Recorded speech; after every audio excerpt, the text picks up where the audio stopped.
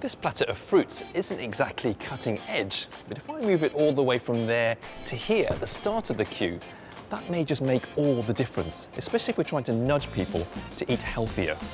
It's a small move for a big issue.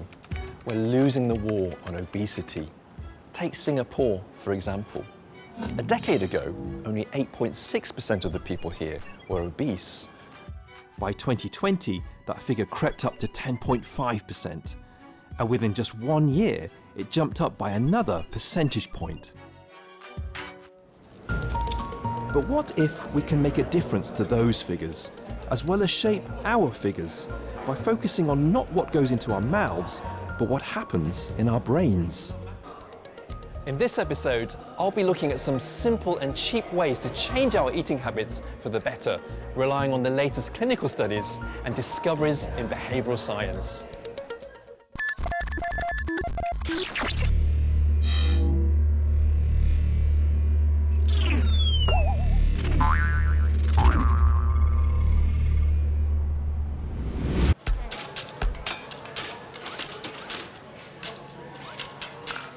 But before I know how we're being nudged to do it right, I reckon I need to know what I'm up against in this modern world we live in that's making us eat wrong. Every day, we're being nudged towards certain choices, like when we shop for food products in a supermarket. To find out how I might be nudged towards less healthy choices in a supermarket, I've asked a health communication expert to join me on my shopping trip.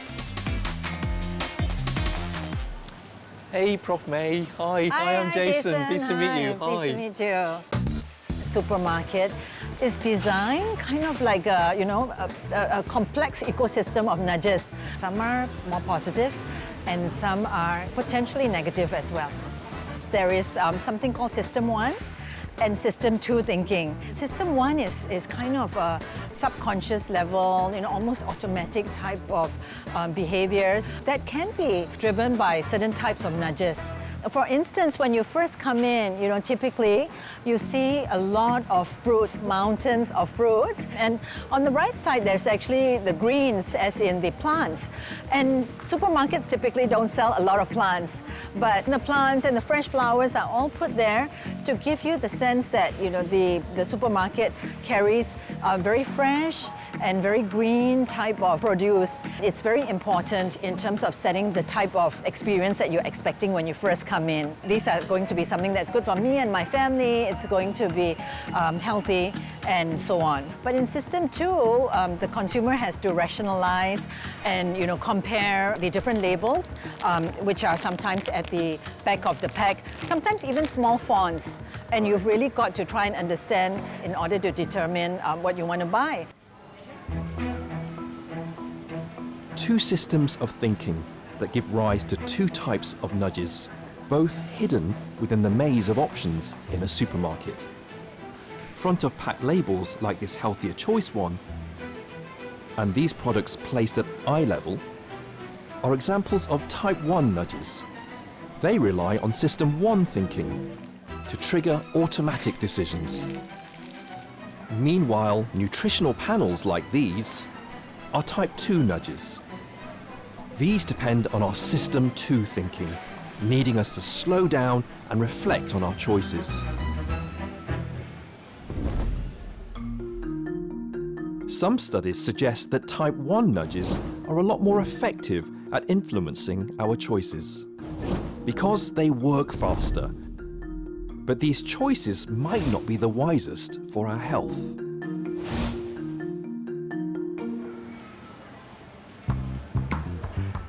There's a lot of temptation. So Jason, you're getting distracted now. Well, I really am. There's ice cream here. And then pizza at the end, definitely there were a lot of unhealthy options because, some of the items are processed, some had a lot of sugary content, saturated fats, and, they're calorie dense. These are certainly unhealthy options. Interestingly, right, from a psychological viewpoint, we've just spent a lot of time with the fruits and vegetables. We've picked up items that we think are going to help us be a little bit more healthy. And oftentimes like by this stage, you're thinking that, oh yeah, but sometimes I need to treat myself. Very tempting to pick up something from here. So, when the first things we see upon entering a supermarket evoke a sense of healthy eating, we would likely feel less guilty about making unhealthy food choices after that. And that is known as priming. It's a type 1 nudge, because when we're primed, without us realizing, the first impression we have of a space greatly determines every decision we make after that. We've reached the bread Yes, section. That was a yes. long walk.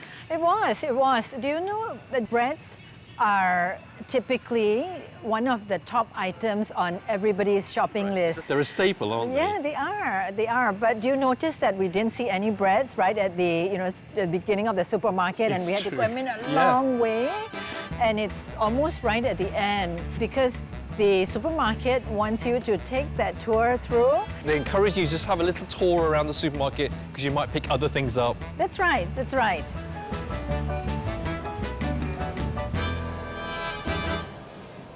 So the supermarket is clearly jam-packed with nudges. But if you think about it, nothing nefarious is happening. All shops want you to spend more, and supermarkets are no different. But what disturbs me is this. Yes, I've been primed to think the supermarket is a healthy place. Yes, I'm being led on a long tour around the supermarket. But out of everything I can pick up and spend more on at the supermarket, why do I always end up picking junk food? And drive away feeling happy with my splurges? Could our brains be wired to work against us when it comes to such food? Turns out, a group of neuroscientists at the Institute of Molecular and Cell Biology have been looking for answers to that very question. So I'm very curious because I have this bowl of crisps and I know they're not very healthy for me, yet I'm still very drawn to eating that bowl. What is it about this effect of me wanting to eat but knowing that it's actually not very good for me? We look at here, which is a mouse brain. When we image them using our microscope, we know these cells are active at that moment, but they just happen to be dopamine cells. Dopamine is called the hormone of happiness. It makes me happy, it will make me happy, it will make me feel rewarding if I eat these things. And at that moment, what was this mouse doing to have this effect? So in this particular case, we let the animals consume some high-fat diet, or high-fat, actually also sweet food. Yeah, and on the other hand, these animals, in this case, they actually just eat the normal food. Low-calorie food. Okay. We don't really see much in this region. So will my brain light up just like this? Yes, it's similar. There are equivalent cells in our human brain. We have to acknowledge these things contain a lot of energy, a lot of calorie, which is the basis of life. And through evolution, the animals built in the gene that whenever there is something rich in energy, we should just gobble it up. It evolved in a way that our whole GI tract, we have all these different receptors distributed through it that can sense sugar, that can sense lipid. After sensing all these, it will send those information to our brain, which release dopamine and tell us this is a good thing. But away from the dopamine receptors are two more groups of brain cells, equally crucial to our eating behavior. Here, the MRI can image the whole brain, right? So we can check the connectivity strength between any brain regions. Tuberous nucleus is a cluster of neurons within the very bottom of the brain. These neurons critically regulate eating behavior. Subiculum is part of the hippocampus. Hippocampus is a major region for encoding memory, for integrating spatial or contextual information. What we found is that if you repeatedly make the animal eat high-fat, high-sugar diet under certain environment, the subiculum and tuberal connection will be strengthened. So then when the connectivity is strengthened, then simply by presenting the food in this environment, the connection is strong enough to drive these tuberous nucleus to fire and thus drive the animals to eat. where I work, if there's a box of donuts there, you just find yourself putting your hand in the box, even if you're not that hungry, because it's there. This highly rewarding food is present always in this office setting, which you go every day, and if you repeatedly eat there, yes, it's also very likely that your appetite will be conditioned. When the food is present in that context, you will start to grab something even if you are not hungry. Which could explain why some of us might find ourselves munching on popcorn every time we watch TV. Because our brains have linked that environment with a certain type of food. And why grazing or snacking mindlessly has become the norm for some office workers in Singapore. A habit that might have contributed to a 12% jump in the number of calories consumed in Singapore now, compared to about 2 decades ago. And one of the habits we'll try to nudge away.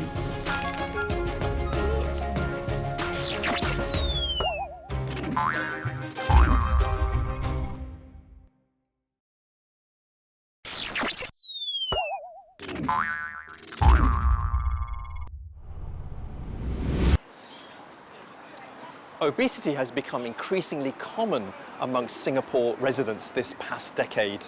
And the biggest contributor to this increase are young adults aged 21 to 29 and middle-aged folks aged 40 to 59.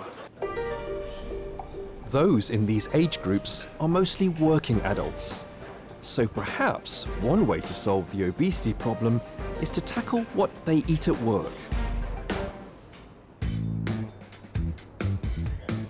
I've reached out to a team of experts in behavioral and cognitive science.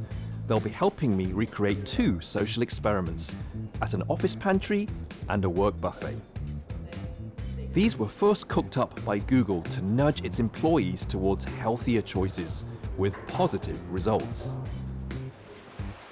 We've roped in 2 tech companies with a sizable young adult and middle-aged workforce as our testing sites. Singaporeans actually spend about 45 hours a week on average working in the office, and they can develop habits like grazing, which is essentially frequent snacking. Not even because I'm hungry, it's just because I just want to find something to do and I eat. The office is the right place to develop unhealthy eating habits, but consequently it's also then a good place to start nudging people to eat healthier. Because if you're going to be snacking anyway, hopefully you'll be snacking on something healthier.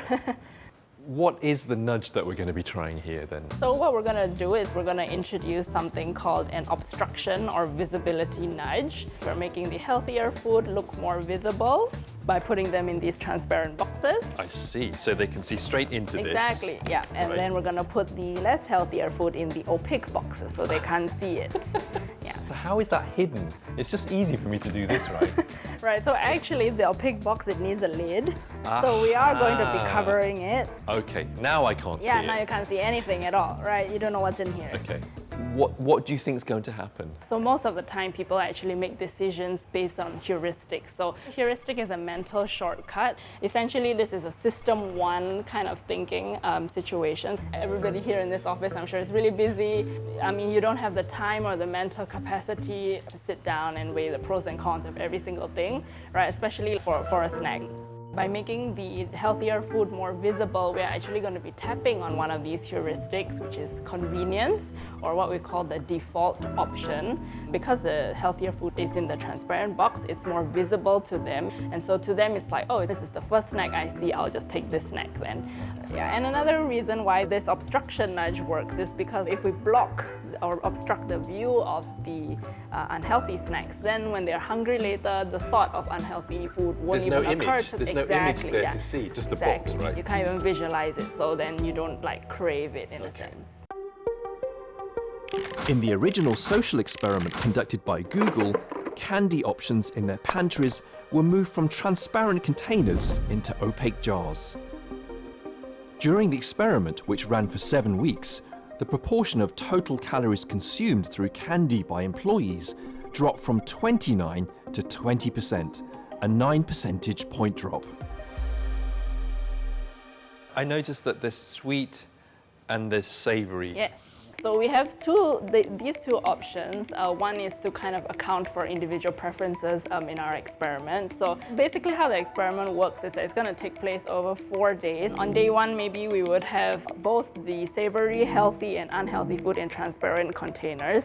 So this would give us a baseline measure of people's general snacking tendencies for savory foods. And then on day 2, then we move the unhealthier snack into the opaque box. So day 1 and day 2 will just be the savory ones, and then day 3 and day 4 will be the sweet ones. In this social experiment, the savory option that's less healthy contains more salt, while the sweet option that's less healthy contains more sugar. I'm excited to see if our pantry experiment will bear fruit. And while we wait for the results of that, we have another nudge on the table. So it looks like we've got a table full of very delicious looking food. What's going on here? So today we're going to test the effect of presenting certain food at the beginning of the buffet as compared to those that are presented behind. In particular, right here we have all the healthy options presented at the start of the buffet. So we're going to try to nudge people into picking the healthy options first, and hopefully that would sort of influence them to consume more of these as opposed to those at the back of the buffet.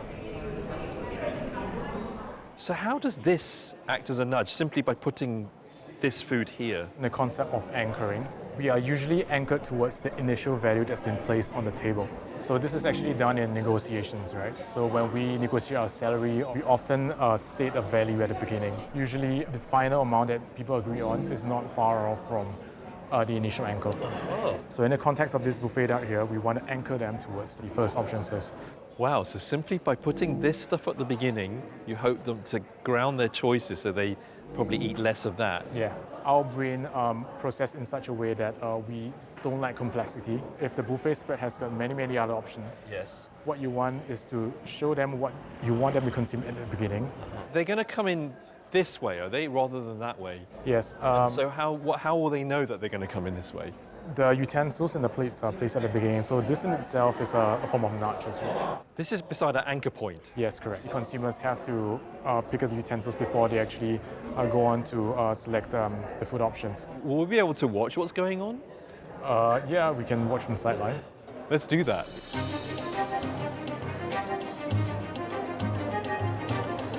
We've arranged for a lunchtime buffet to be served on 2 days, with the healthier options at the start of the buffet line on the first day and at the back of the line on the second. So they've gone for the carb-heavy approach. Yeah.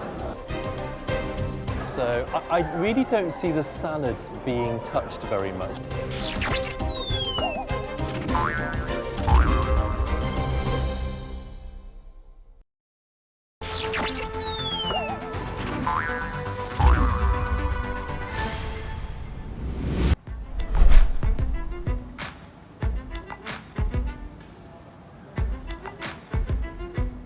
It's been 2 weeks since we started experimenting with nudges in the workplace. We asked office workers to pick healthier snacks in an office pantry and to select healthier options at a work buffet. And now it's time to unpack the results.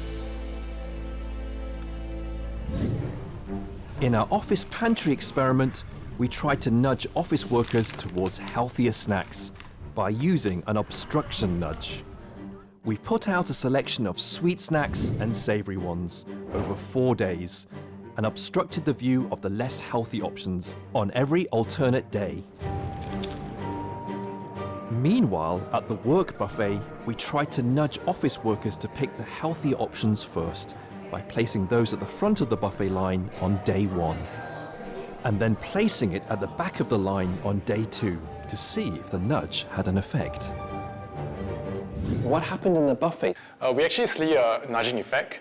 So there are 2 ways of looking at it. First way is the number of items that has been consumed, which is the number of servings. Down here is the nudge condition where we have the healthy options presented up front. So right here you can see that the sliced fruits, we have like 74 portions taken out. But when we look at the no nudge condition, you can see that the amount of sliced food that's been taken up has been halved, which is a very strong effect. So here is the pie chart display of the nudge condition. The green segment represents the amount of people that ended up with more healthy options on their plate as compared to the unhealthy options. The yellow segment is the proportion of people who has even a number of healthy food and unhealthy options on their plate. Whereas the red segment represents people who took up more of the fried food on their plate as compared to the healthy options. Just pay attention to the green and the red segment. When there's no nudge, people are more generally inclined to take up the unhealthy food. While Google did not publish the results of their buffet nudge, our results are consistent with the findings of a bigger study by INSEAD, which found that placing fruit and salad options close to the front of a cafeteria resulted in participants eating nearly 200 fewer calories every day. So for the office pantry experiment, without the nudge, people chose quite a lot of the unhealthier options. But when we introduce the nudge, when we put the unhealthy snacks in the opaque box, you can see that the number of unhealthy options that people chose drastically reduced.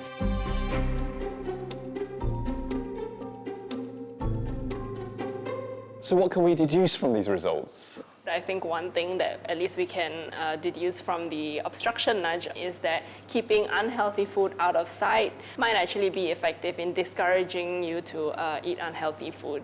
You can actually implement this nudge yourself. You can try putting your unhealthy snacks in an opaque box, at the back of the cabinet, at the back of the fridge, basically introducing obstacles, making it very difficult for you to access. So in the moment when you're like, oh, I'm so hungry, what's there to eat? You maybe open the fridge. Hopefully the first thing you see is like a healthy fruit. What is important now here is to note that this nudging, whatever we just did, is free. All we did is just shift the healthy options up front, and we can see a sizable change in the number of people who ended up taking more healthy options on their plate. So if we apply this to the whole population of Singapore, we can end up possibly saving a lot of people. The more money they can save from, let's just say, diabetes, medication, if people end up with diabetes. I've learnt that over nearly 300,000 years, we've gone from hunting for energy-dense meat and marrow in the wilderness to buying burger patties and bags of chips off supermarket shelves. Because these foods are rich in calories, and our brains believe they're our best chance of survival in our modern world. But it is possible to leave behind our more primal instincts when it comes to food. And the social experiments we've done show that we can make healthier eating decisions while still having the freedom to choose with just the right nudge.